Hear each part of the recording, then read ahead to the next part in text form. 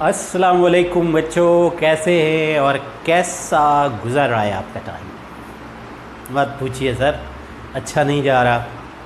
छुट्टियां ख़त्म होने वाली हैं, फिर ऊपर से पता नहीं क्या होगा। बेटा तसल्ली रखिए, बहुत इंजॉय कर लिया। अब आइए टाइम आपका, दुआ कीजिए। कुछ बातें चल रही हैं कि थोड़ा बहुत सिलेबस भी कम कर दें, तो हो सकता है कि सिलेबस में थोड़ी बहुत कमी भी आपको इस साल मिल जाए। बहरहाल श्योर नहीं है, लेकिन कुछ ना कुछ होने वाला है, क्योंकि फेडरल गवर्नमेंट बाकी गवर्नमेंट्स के इस तरह से कुछ ना कुछ रूल्स चल रहे हैं। दुआ कीजिए कि कुछ ना कुछ सिलेबस कम हो जाए तो बहुत सारे फ़ायदे हो जाएंगे। फर्स्ट ईयर आपका फिर बहुत अच्छा गुजर जाएगा। सेकंड ईयर में अल्लाह मालिक है, तो सेकंड ईयर वालों के लिए वैसे ही मज़े हैं। फर्स्ट ईयर बगैर पढ़े पास हो गई, और सेकंड ईयर में अगर सिलेबस ज़्यादा हो गया तो वाओ, दैट्स गुड। आज का जो टॉपिक है हमारा वो है बेटा रेंज ऑफ प्रोजेक्टाइल। रेंज होता है maximum horizontal distance covered by projectile.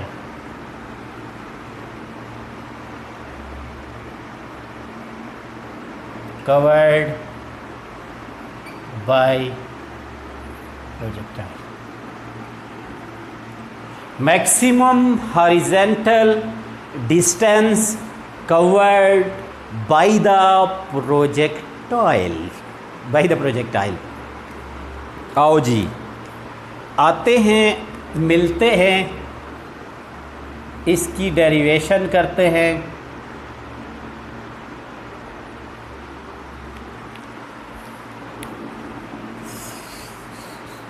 Suppose आपने प्रोजेक्टाइल को हिट किया और उसने इस पॉइंट से इस पॉइंट तक आर फासला तय किया या एक्स कवर किया, तो आपका जो प्रोजेक्टाइल का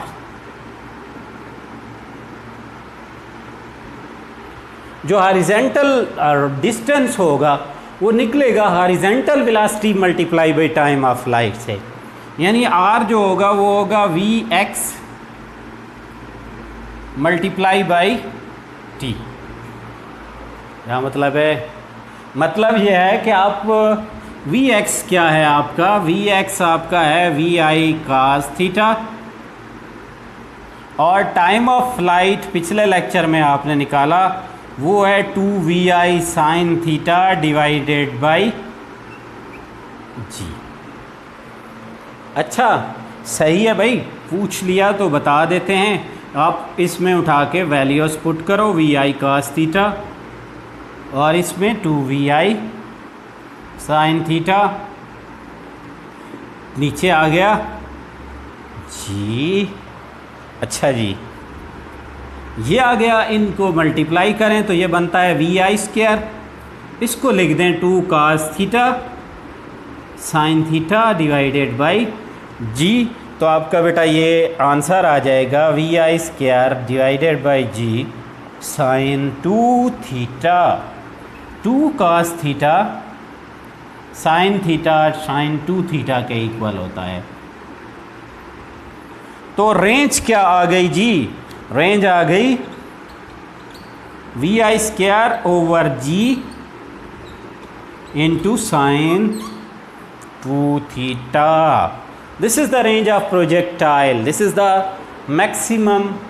This is the maximum horizontal distance or horizontal distance covered by the projectile. ये वो फासला है जो प्रोजेक्टाइल, कैसे आपको पता चलेगा? अगर आपको इनिशियल वेलोसिटी दी हो, उसके साथ आपको ग्रेविटी जिस प्लैनेट के तहत मूव कर रहा है, यकीनी तौर पे अर्थ पे मूव कर रहा है, तो जी अर्थ वाला होगा, और थीटा की वैल्यूज़ दी हूँ तो आप इससे मालूम कर सकते हैं। वाओ, सवाल अक्सर किया जाता है, पूछा जाता है कि आप मैक्सिमम रेंज निकालो जी। क्या करें? मैक्सिमम रेंज निकालें। बेटा रेंज मैक्सिमम होने के लिए, यानी ये V I square over G sine 2 theta को मैक्सिमम होने के लिए साइन 2 थीटा जो होना चाहिए इसको 1 होना चाहिए। 1 होना चाहिए। क्यों भाई? 1 इसलिए कि हमारा जो साइन है इसकी मैक्सिमम जो रेंज होती है वो 1 होती है। तो आप क्या करें, 2 थीटा साइन इनवर्स ऑफ 1। अच्छा, theta 90 degree, 90 divided by 2, theta is equal to 45।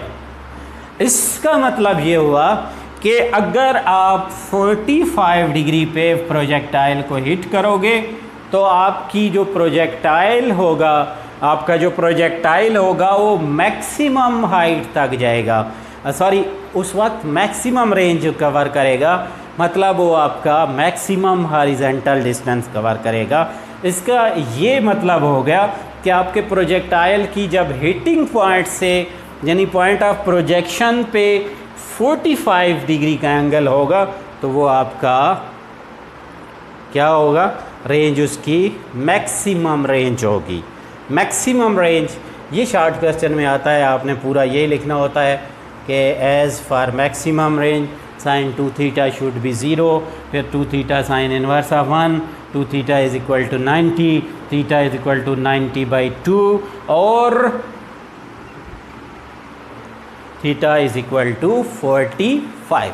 45 is the answer, MCQ answer for the maximum range of projectile. Wow, आओ एक और चीज़ देखते हैं, खेलते हैं इसके साथ एक छोटी सी टेक्निक। हम कहते हैं कि हम थीटा 0 पे हिट कर रहे हैं। अब बताओ भाई रेंज कितनी होगी थीटा 0 के हिसाब से?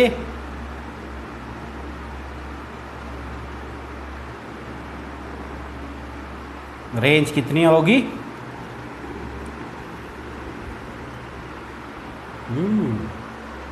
और आप कहते हैं आप थीटा 45 पे मैंने कह दिया और मैक्सिमम मैं कैलकुलेट कर चुका।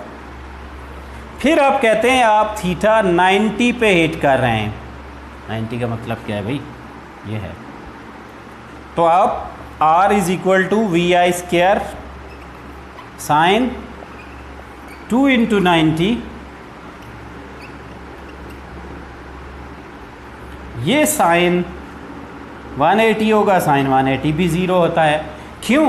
जब 90 पे करोगे तो ये तो छत के साथ जाके लगेगा, आसमान की तरफ जाएगा, किसी ऊपर के पॉइंट की तरफ जाएगा, लेकिन ये कभी भी हॉरिजॉन्टल डिस्टेंस कवर नहीं करेगा। सो लेट मी क्लियर कि आपकी रेंज सिर्फ और सिर्फ मैक्सिमम होती है 45 पे। एक चार्ट आपको दिखाया गया होगा बुक में, आप देखेंगे एक मुख्तलिफ इसके ऊपर के ये सपोज 45 पे है, एक है जो कि यहाँ 70 पे है,